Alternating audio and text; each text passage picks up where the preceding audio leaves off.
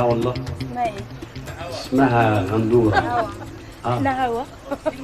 صباح الخير واهلا بكل مشاهدينا يوم جديد مع حضراتكم ومصر جميله. اكيد النهارده يوم مختلف في مصر جميله ومعانا ضيوفنا مشرفينا النهارده من مطروح. النهارده يوم جديد تماما. صباح الخير يا نجلاء. صباح الخير يا هند وصباح الخير على كل مشاهدينا، ويا رب يوم سعيد علينا كلنا. بنبداه بشكل مختلف، شكل اعتقد كده بيدي نوع من الاختلاف في المود الواحد. يعني لما بنعمل حاجه يعني مختلفه بالنسبه لنا بتدينا احساس مختلف. عشان كده في مصر جميله حبينا نديكم كمان احساس مختلف ونعيش ونتعايش مع ناس بنحبهم قوي، ساكنين بعيد عننا لكن قريبين قوي مننا. النهارده هيكون يوم بدوي زي ما انتم شايفين، هند لابسه زي البدوي النهارده.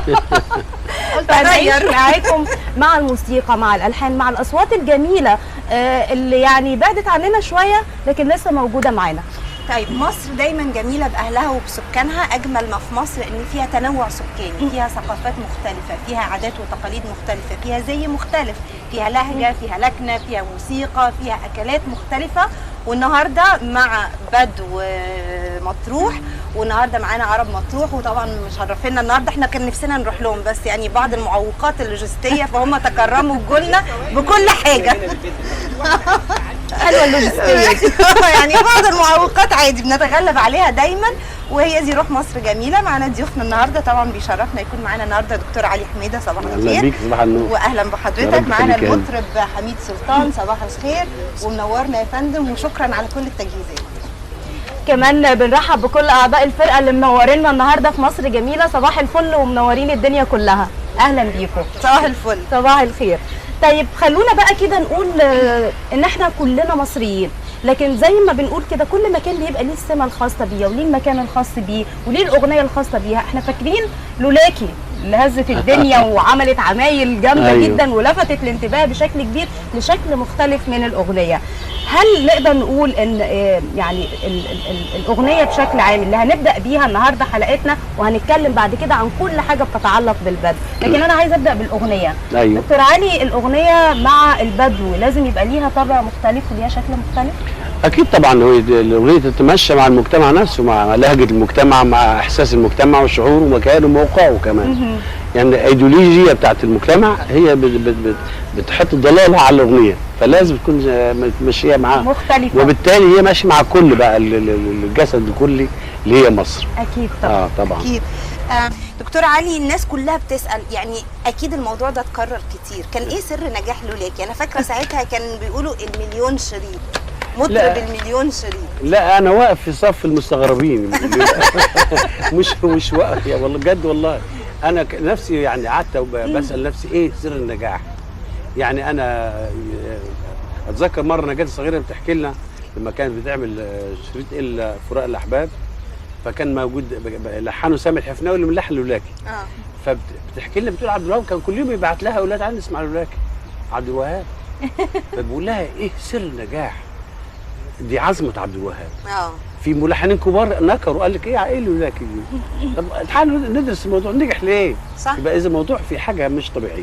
سبحان الله، هي كانت حاله والله العظيم مختلفه في الوقت يعني ده. وحصلت معايا احداث كتير جدا عشان لولاكي دي، احداث لا تصدق على مستوى العالم. يعني في العالم كله عشان لولاكي. يعني معاكم الاستاذ وائل السحاتري وعازف البيز ده لف معايا العالم، لفين العالم كله عشان لولاكي. انا برضو اما بغني لولاكي دي تقول بقول ايه الناس دي؟ ايه لولاكي؟ مش للدرجه دي يعني. ما تيجي نسمع حاجه كده جميله كده. مش بنقول اطلال ولا بنقول مثلا يعني. لا هي كانت حاله مختلفه في الوقت دوت يعني. ما تعرفيش هي حظها وبرجها جه كده كلمات ولحن، وبعدين هي كانت معموله على مصر. كانت بتقول لولاكي يا مصر ما غنيت ولا حبيت ولا دقيت على ايدي 3 وشمات ميم صاد را. لولاكي ما غنيت ولا هز الوتر كياني. لولاكي ما عانيت ولا كنت عمري اعاني. ما انت الهوى والشوق والعشق والمعشوق.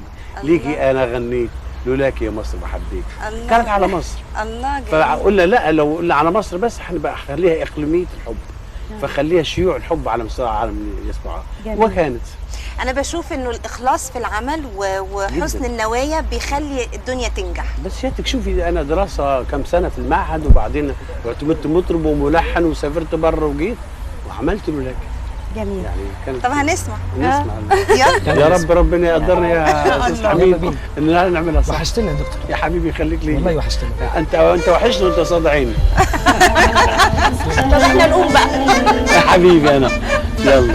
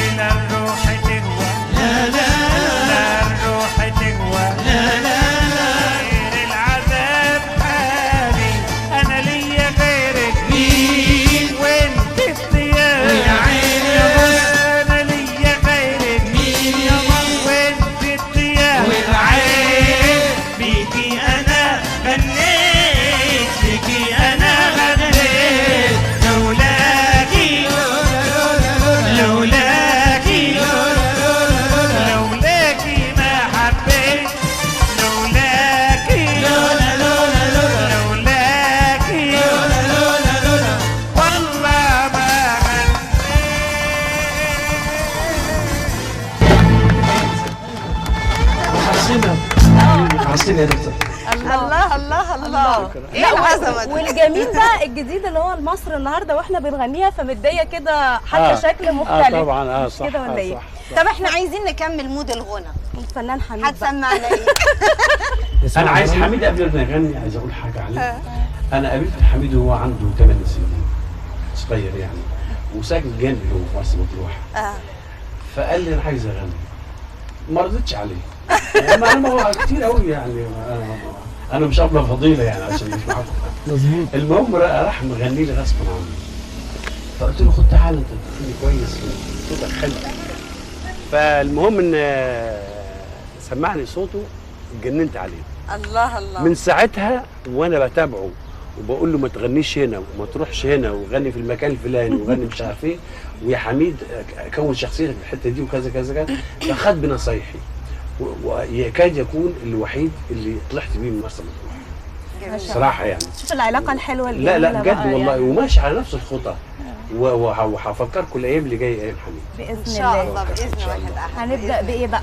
نسمعه هنسمع دراما ولا إيه؟ نسمعه طربي ولا نسمعه حضرتك اللي تختار. بس انا عايزه ولا اقول اسمها حاجه بدوي كمان يا بدوي. هند. الفنان حميد كان الناس فاكرينك خليجي، ما كانوش يعرفوا انك مصري وما كانوش بالظبط. يعرفوا انك من بالظبط. مرسى مطروح ومصري يعني حتى ما انا بقول النخاع على زي ليبي، ما ما انا كان بيقولوا. بيقول على مش ليبي. كده ولا لا، هو ايه؟ الموضوع ليه كده؟ الموضوع اني انا لما غنيت في القاهره للجاليات الخليجيه، فناس كتير بصوا لي ما صدقوش ان انا مصري، حتى حسيت المصريين مبسوطين بيقول لي انت مصري حميد، اقول لهم مصري، بس انت اللي يشوفه بيقول عليك خليجي. اقول له عشان خاطر البدوي او العرباوي لما بينطق اللهجه الخليجي زي الخليج، لان احنا تعطيش الحروف مهم، اللغه العربيه تعطيش الحروف مهم. فلما بنطق الخليجي يفتكرني خليجي، اقول لهم انا مصري. طب اعمل لكم مصري؟ اعمل لهم مرده، اعمل لهم نجاه، يقولوا كده مصري. اعمل لكم فرفش كده خليجي. لما انا بقول نسمع اغنيه بدويه بدويه دسمه بقى. بدويه دسمه. في اغنيه جميله انا بحبها، غنتها غادة رجب على فكره. غادة رجب نجمه مصر، الصوت الدافي، صوت مصر الدافي. غادة رجب اسمها حبيبي حبيبي وتجرح في، خدي بالك من الكلام، حبيبي حبيبي وتجرح في وانا نسامح فيك، حبيبي ما تقول داير شي، ننسى الزعل ونجيك، مانيش عارف وين نلقى لك العذر منين، ونقول لك اتدلل علي ونسامحك ونجيك. دي غنتها غادة رجب من روائع نجم العرب محمد حسن. يلا بينا.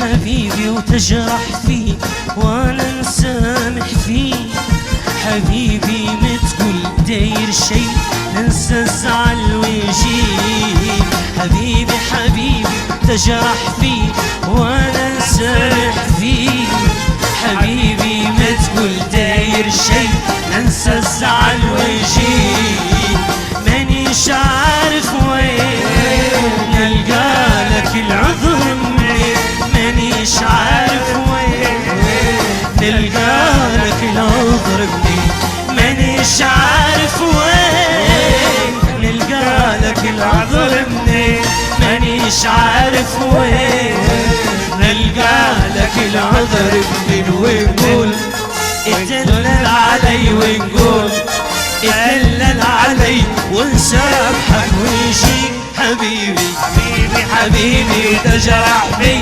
وانا نسامح فيك، حبيبي ما تقول داير شي انسى الزعل ويجيك.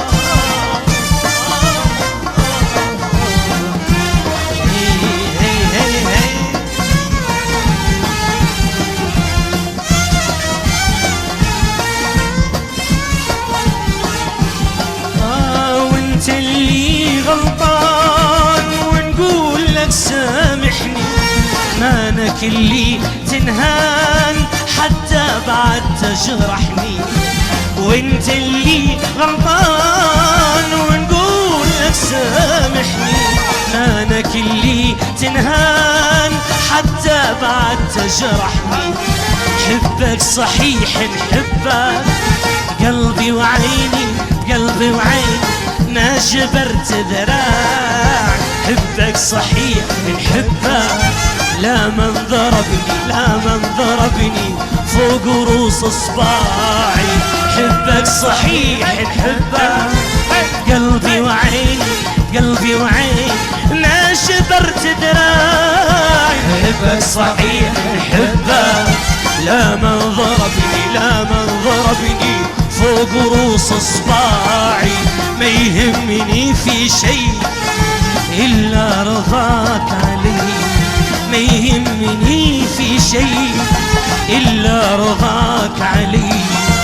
والدمع السخي لو طالبك يجمع حبيبي، حبيبي حبيبي تجرح في وانا سامع فيك. حبيبي ما تقول داير شي، ننسى الزعل ويجي حبيبي، ننسى الزعل ويجي، ننسى الزعل ويجي، ننسى الزعل ويجي. حبيبي الله الله الله. ليهم حق يفتكروك خليجي على ده ليبي، اغنيه ليبيه. دي مش خليجي، دي ليبي. ديت تراث ليبي بدوي، لكن هي طربي، يعني دي مش خليجي، بس يشبه الشغل الخليجي او الغناء الخليجي. كنت لسه هقول لك يعني البدو، مرسى مطروح، سينا، ليبيا، المنطقه دي كلها في حاجات. لا انا عايز اديك معلومه. اها احنا مش بدو، اها يعني معلومه عرب. بالظبط. عرب. البداوه صفه وليست اصل. اها يعني مثلا في امريكان بدو اللي ساكنين في كولورادو ونيفادا والصحاري دي بدو. ما هو انا اللي بقول ساكنين البدو في مرسى مطروح، أيوة والبدو طيب. في سينا، والبدو في لا احنا مش بدو، عرب. القبائل العربيه اللي موجوده في مرسى مطروح. ولذلك انا والاستاذ حميد لما كنا قاعدين في مرسى مطروح يجي لنا واحد من الصحراء يقول لك واحد ابن عمي دوي بدوي يعني. طيب ما انت مش بدوي؟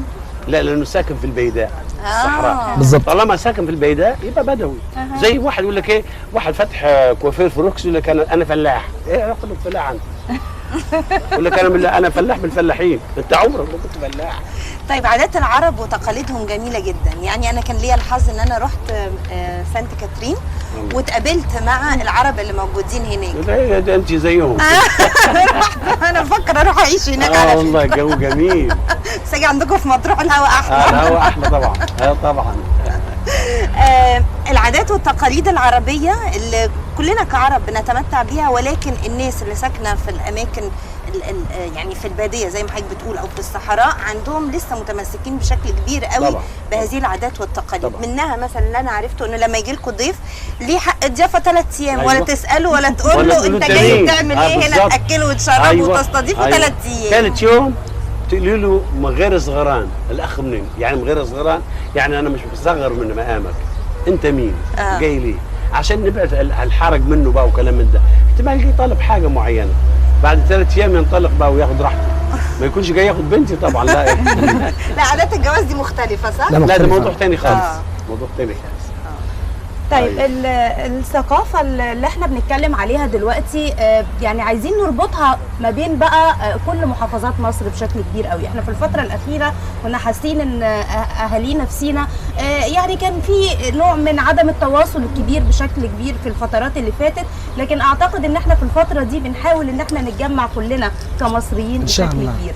الأغنية ودورها في ده وتواجدها وترابطها ما بين الأماكن المختلفة، شايفها ازاي يا أستاذ حميد؟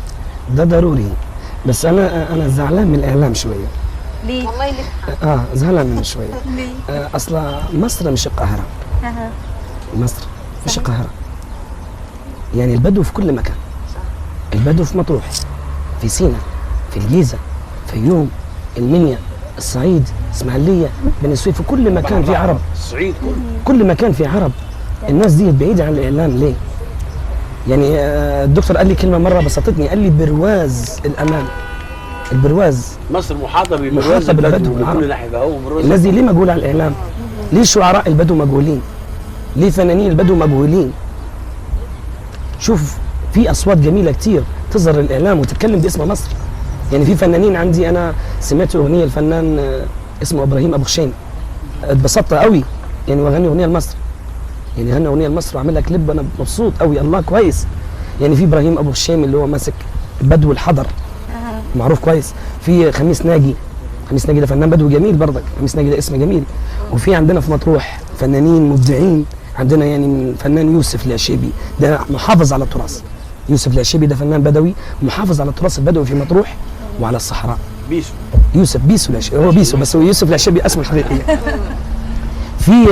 في سينا سيد المعازي، وفي الفيوم صالح ابراهيم وخميس ناجي ولطوف البرهومي وغالب بمطير وكثير. انا خايف انسى حد، خايف انسى حد والله، فنانين حلوين جمال يعني. حميد اضيف معلومه بس بعد اذن حضرتك، ان السيده ام كلثوم من قبيله المعازه اللي قالها دلوقتي، وكانت جغرافيا زمان تبع الشرقيه مش الاهليه.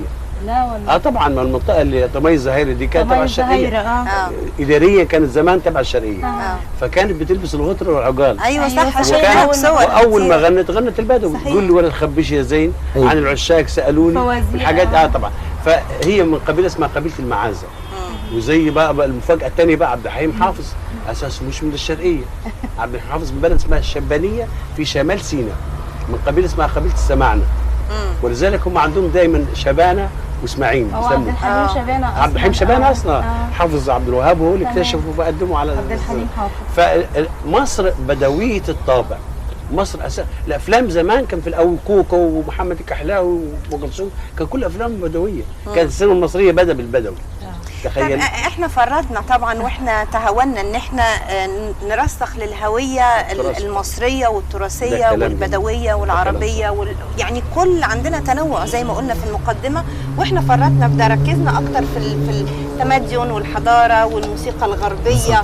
وده طبعا يعني ما اعرفش، الناس تتفق الناس تختلف، في بعض الاحيان مسخ جيل. فاحنا عايزين نرجع مره تانية ان احنا نتمسك بالتراث والاصاله بتاعتنا، ونقدم التنوع المختلف اللي عندنا هنا هو في مصر. فاحنا بنتكلم النهارده على العرب والبدو، فده شيء جميل. شيء جميل. انا سمعت اغاني يا دكتور، انا سمعت اغاني بدوي التراثيه من عندنا، فنان الله يرحمه حميده موسى، سمعتها في تونس، بيغنوها شباب في تونس، وعاملين البوم جديد. او هي اصلا ما جابوك يا عرب يا مريم، ما جابوك يا عرب يا مريم، دي اغنيه معروفه عندنا. ما جابوك عرب مصبوبه مصبوبه صب والعاجل بالضبط. انا دي بقى، انا عايزه الاغنيه دي، انا بنتي مريم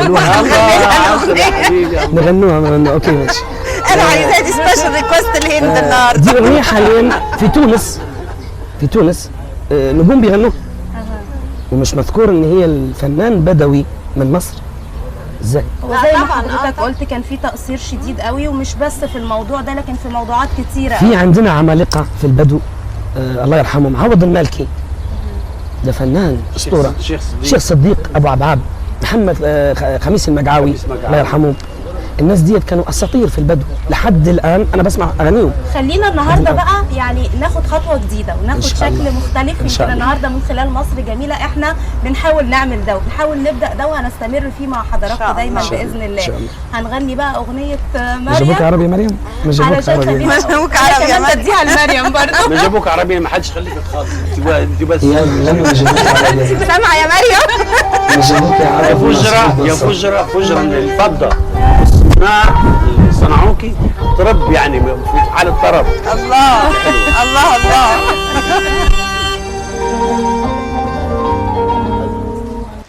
يلا بينا.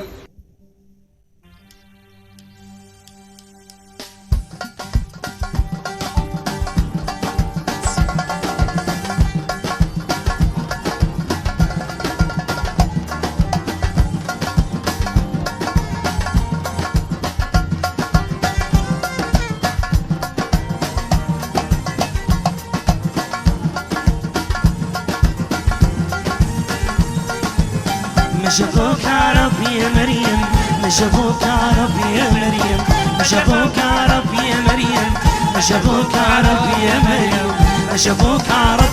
مظبوطة صب ما شافوك عرب مظبوطة صب والعاقل في وصفك يتعب يا مريم ما شافوك عرب يا مريم ما شافوك عرب يا مريم ما شافوك عرب يا روما ما شافوك عرب يا مريم ما شافوك عرب يا مريم ما شافوك عرب مظبوطة صب ما شافوك عرب مظبوطة صب والعاقل في وصفك يتعب يا مريم ما شافوك عرب يا مريم.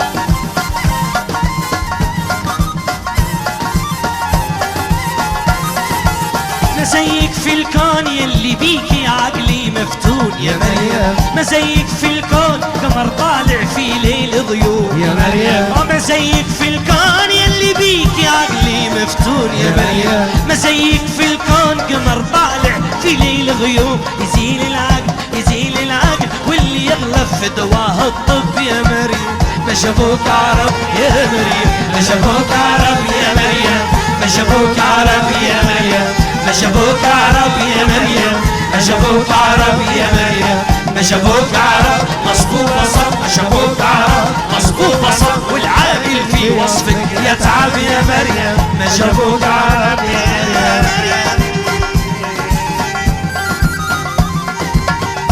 عشان خاطر عيون مريم. دي أغنية قديمة بدوية. دي من اجمل انا عمري ما سمعت عنها. لا هو ده تقصير والله من الاعلام. المطرب اللي بيغني كان مطرب من اجمل الاصوات من أجمل الأصوات فعلا. صوت جميل جدا. يعني انا يعني سمعي ده وقف عند عبد الحليم. كلثوم عبد الوهاب فريد بتاع عبد الحليم خلاص بعد كده بيتقطع بسمع اي حاجه حقيقي. يعني الشوشره اللي بتحصل اليومين دول دي شوشره ملهاش حل، ولكن التراث ده تراثنا جامد جدا. يعني حاجه مصريه بدويه. وشوفي الكلمات يعني عايزين كده ننظف ودنا من الحاجات اللي احنا يعني البدو ما بيقولوش كلمه هابطه. ما فيش فنان بدوي يغني كلمه هابطه. الهابط لا ما فيش، ما عندناش فن يترفض اجتماعيا. يترفض اجتماعيا. ما فيش بدوي يقدر يغني حاجه هابطه.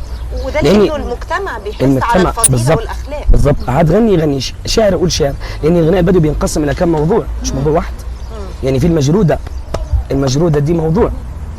المجروده جايه من المقروضه اللي هي يقرض الشعر.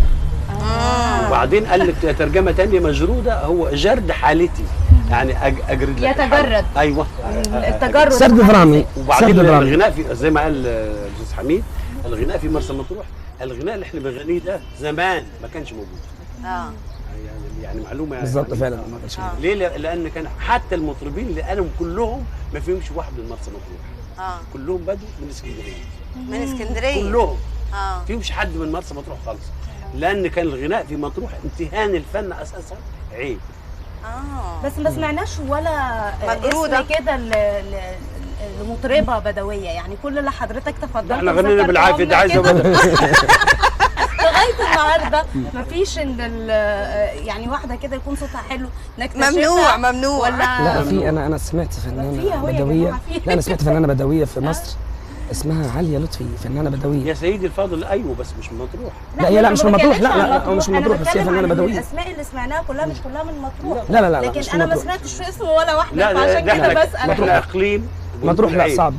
في دوله اسمها ليبيا فيها مطربين عظماء جدا، المراه فيها عيب تغني حتى. يعني حتى اللي بيغنوا على استحياء يعني يا دوبك يعني واحده تطلع شويه زي تونس مفتاح مثلا وتستخبى تاني فتيجي ذكرى تغطي الله يرحمها كانت بتغني الاغاني البدويه لطيفه. اول ما بدات لطيفه العرفاوي لطيفه فغنت في ليبيا. اول ما غنت في ليبيا فغنت الاغاني الليبيه البدويه. تمام.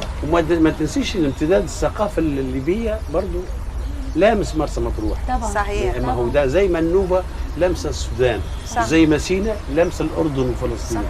فلازم يكون طبيعه الجمهور. طبعا لازم ويعني بدوي عربي في كل حاجه حلوه. والاحلى من كده بقى ان احنا دايما في مصر جميله بنقول القيم الجميله، الوفاء، الصداقه، الاخلاص، الحاجات دي كلها اللي احنا عايزين نرجعها مره ثانيه. انا عايزه اقول قبل الفاصل الفنان الاستاذ علي حميده دكتور علي حميده طلب قال قبل ما اول ما نرجع على طول سيبوني اتكلم عن الفنان والاستاذ حميد وبعد كده هو يغني. ايوه. ليه؟ لان هو مش هيعرف يتكلم عن نفسه. لا هو زي ما انتوا الاتنين عايزين يعني. موال. حميد مش هيجيد الكلام عن نفسه. يعني انا مره كنت في ليله صيف جميله وجو جميل كده، وكنت ماشي في حته في الصحراء كده، سمعت صوت بيغني موال. فانا قلت ايه الموال؟ بدوي يغني موال. الموال ما عندناش، مش موجود كتير. فسمعته بيغني موال بطريقه جميله جدا، وقلت لازم اشوف الواد اللي بيغني ده مين. قلت لازم اخش له، كان قاعد في بيتهم بالليل. بصيت لقيت ده قاعد لي ورا بيت ناس كده، سند على الحيط وبيغني. قلت له هو انت؟ ايه الصوت الجميل ده؟ والنبي لا تكمل. وسمعته اطربني طرب مش عادي. الله. هو على فكره يعني له العذر النهارده، لانه كان سهران لحد الصبح، ما نامش من امبارح. وصوته مرهق، ولكن هو صوته قد كده مرتين. لا هو مش صوته ما شاء الله جميل يعني. احنا اصلا بنشكركم ان انتوا يعني تعبتوا معانا وجيتوا عناء السفر ومده طويله وسهر وجبتوا لنا كل الديكور الجميل ده علشان نوري للناس عرب مطروح. وحميد دايما يحب الكمال في الحاجات الشغل، يحب شكرا. ده مهم للفنان انه يهتم بالتفاصيل. ده مش بس طبعًا الصوت لكن كمان الشكل. وده يعني اعتقد انه بيساعد الفنان كتير قوي، ان دي الادوات المكمله بقى ليه. بالظبط. مش كده؟ نجلاء يا ريت نسمع منه موال. يلا احنا عايزين نسمع موال. هتسمعنا ايه؟ بص بقى احنا هنعد لك اللي احنا عايزينه. احنا عايزين موال، وعايزين مجروده، وعايزين اغنيه شبابيه. وانت بقى يعني فرقهم زي ما انت عايز. شبابيه زي لولاكي كده بقى. زي بس هنديك فواصل. لا لولاكي عجوزيه. لا ازاي شبابيه؟ هنبدا بايه؟ بالموال. نقول موال. يلا بينا. ليه تبدو؟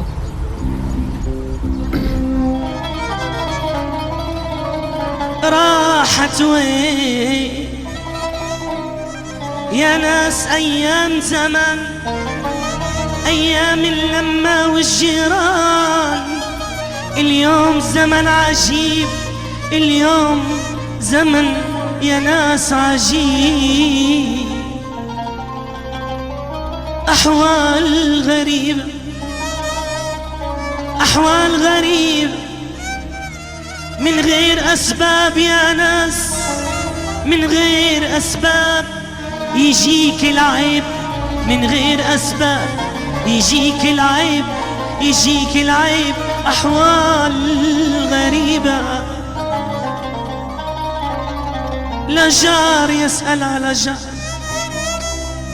والبيت يصادف في البيت، البيت يا ناس يجاور في البيت، البيت تحت البيت والبيت فوق البيت. ولازم تاخد، لازم تاخد، كان عطيت عمرك ريت، عمرك ريت. أحوال غريبة يا ناس، أحوال غريبة.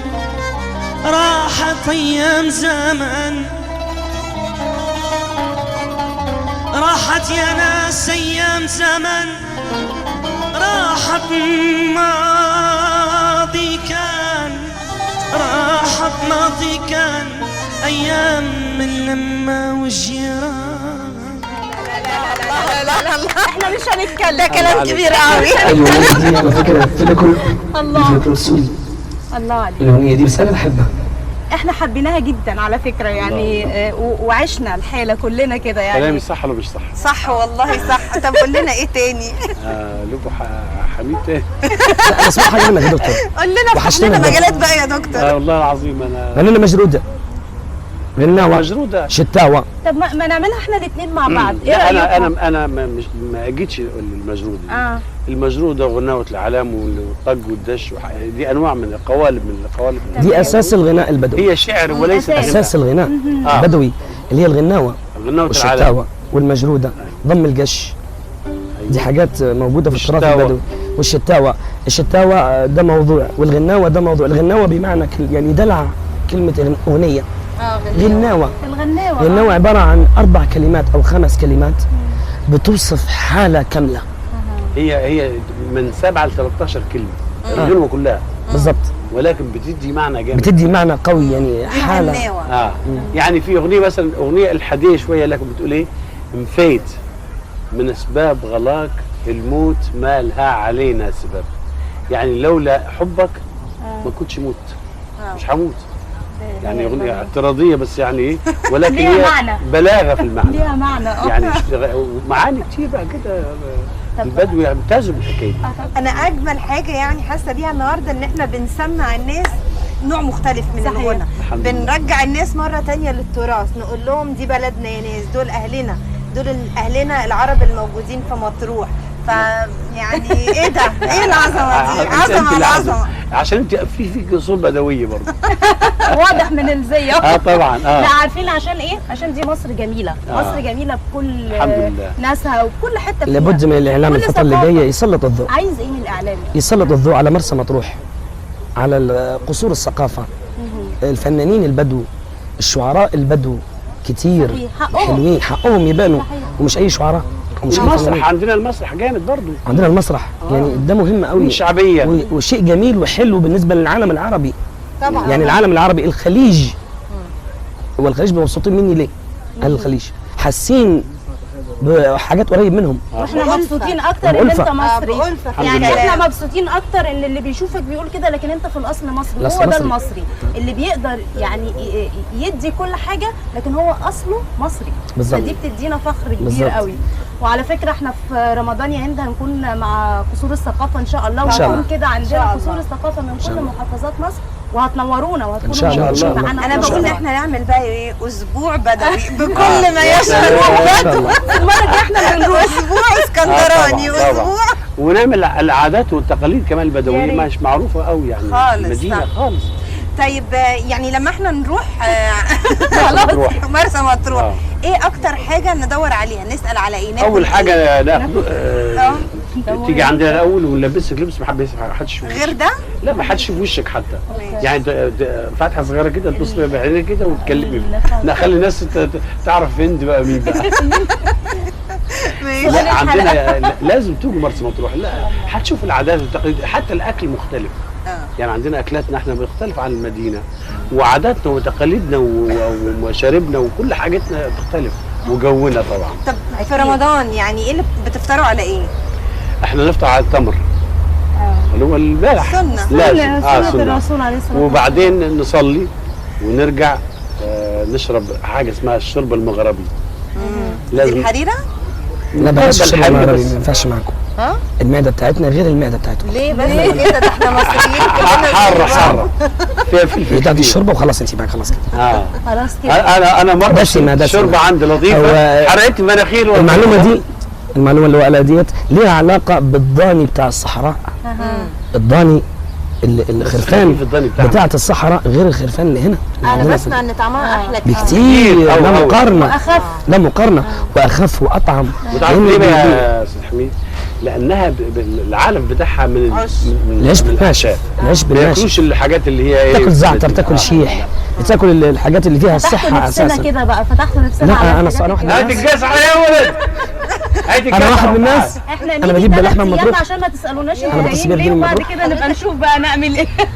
حضرتك في مطروح ولا يلا. مقيم لا انا في مقيم بالقاهره، في انا عاملي بالقاهره يعني، تمام.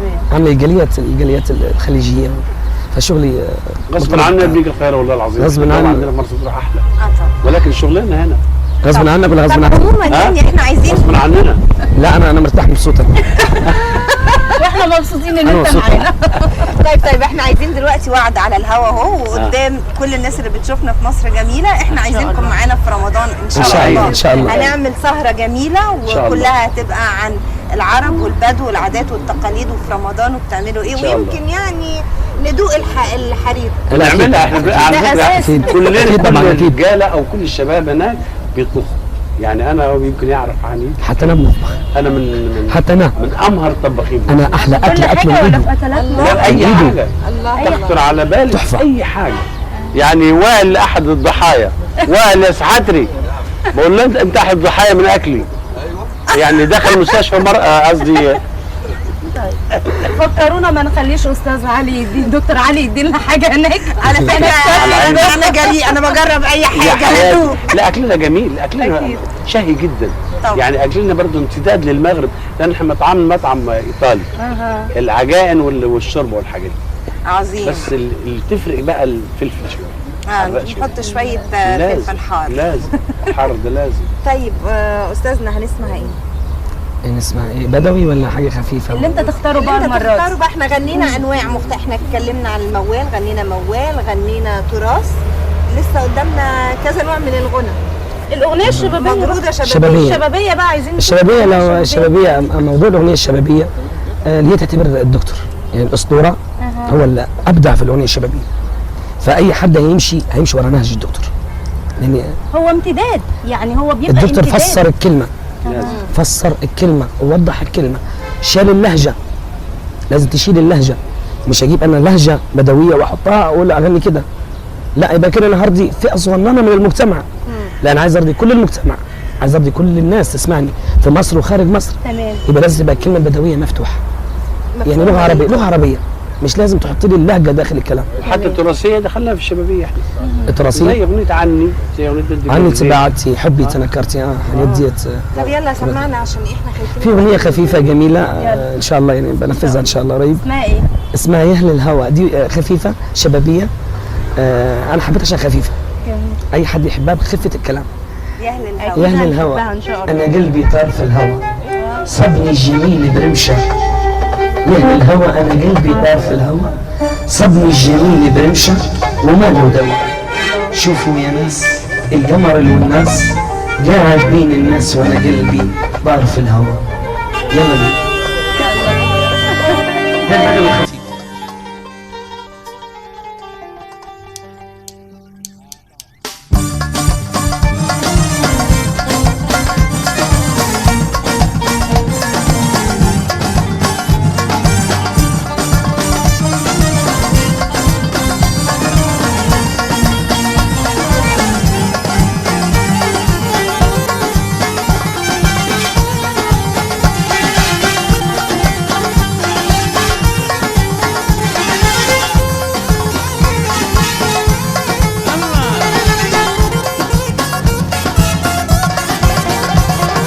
يا أهل الهوى أنا قلبي طار في الهوى، يا أهل الهوى أنا قلبي طار في الهوى، صابني الجميل برمشة ما لا دواء، صابني الجميل برمشة ما لا دواء.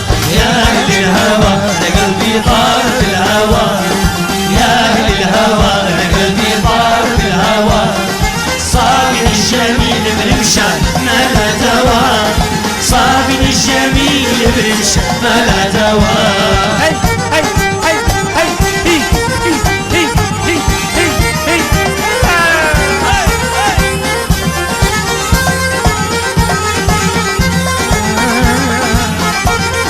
اسمع يلا الزمار يلا بينا.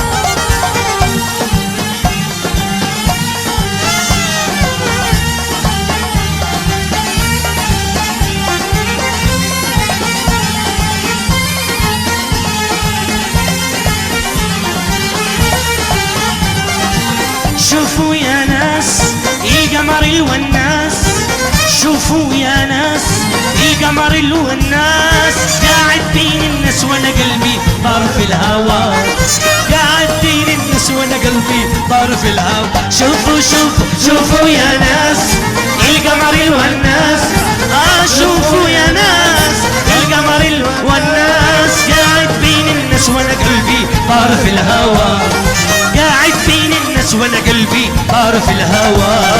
يا اهل الهوى انا قلبي طار في الهوى، يا اهل الهوى انا قلبي طار في الهوى، صابني الجميل برمشة ما لا دواء، صابني الجميل برمشة ما لا دواء. اتدللي اتدللي اتدللي اتدللي اتدللي اتدللي اتدللي اتدللي.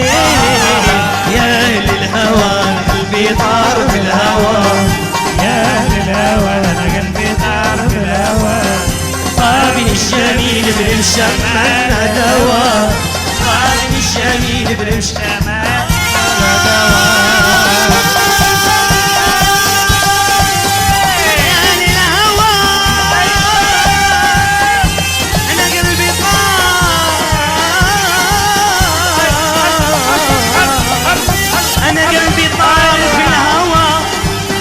الجميل برمشة ما لا دواء. أنا قلبي طار طار طار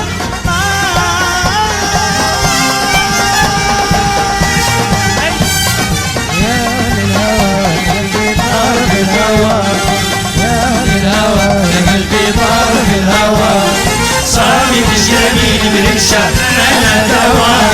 صابت الجميل برمشة ما لا دواء.